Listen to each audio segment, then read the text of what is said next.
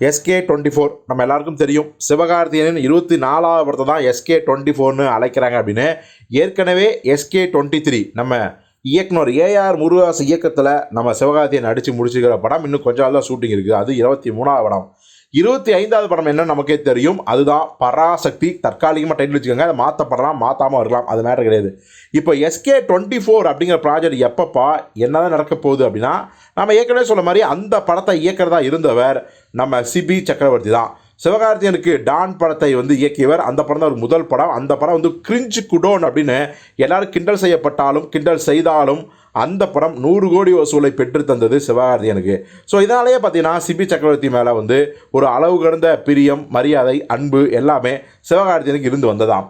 இதுக்கு நடுவில் பார்த்தீங்கன்னா அவர் சூப்பர் ஸ்டார் ரஜினிகாந்துக்கே லைக்கா ப்ரொடக்ஷன்ஸில் படம் பண்ண கமிட்டாக இருந்தார் சிபி சக்கரவர்த்தி. ஆனால் சில காரணங்களாலும் சில அவருடைய ஆட்டிடியூடா இல்லை ரஜினி கேட்ட கதையை அவர் சொல்லலையா இல்லை அவர் சொன்ன கதை கேட்டு ரஜினி மாற்றி சொன்னாரா, எது எப்படியோ அந்த இஷ்யூ ஆகி பார்த்தீங்கன்னா அந்த ப்ராஜெக்ட் அவர் வெளியே வந்துட்டார்.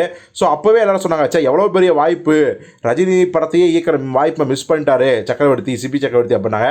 ஆனாலும் கூட தன்னுடைய முதல் ஹீரோ சிவகார்த்திகேயன் படத்தை இயக்கிறதால அவர் ரொம்ப உற்சாகமாக இருக்காரு அப்படின்னு செய்தி கேள்விப்பட்டோம். நடுவில் தெலுங்குக்கு போய் அல்லுர்ஜெல்லாம் படம் பண்ணுற மாதிரி இருந்துச்சு. கடைசியாக சிவகார்த்திகேயன் தான் ஐக்கியமானார்.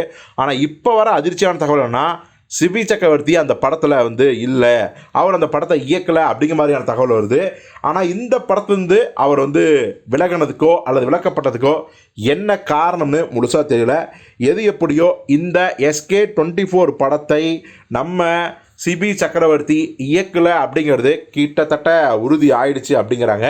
ஸோ பொறுத்து பார்ப்போம். அந்த SK24 அப்படிங்கிற படத்தை சிபி சக்கரவர்த்திக்கு பதிலாக வேறு எந்த இயக்குனர் இயக்க போகிறாரு, அவர் யாராக இருப்பார், புதுமுக இயக்குனரா இல்லை எஸ்டாப்ளிஷ் டைரக்டரா அப்படிங்கிறத பொறுத்திருந்து பார்ப்போம்.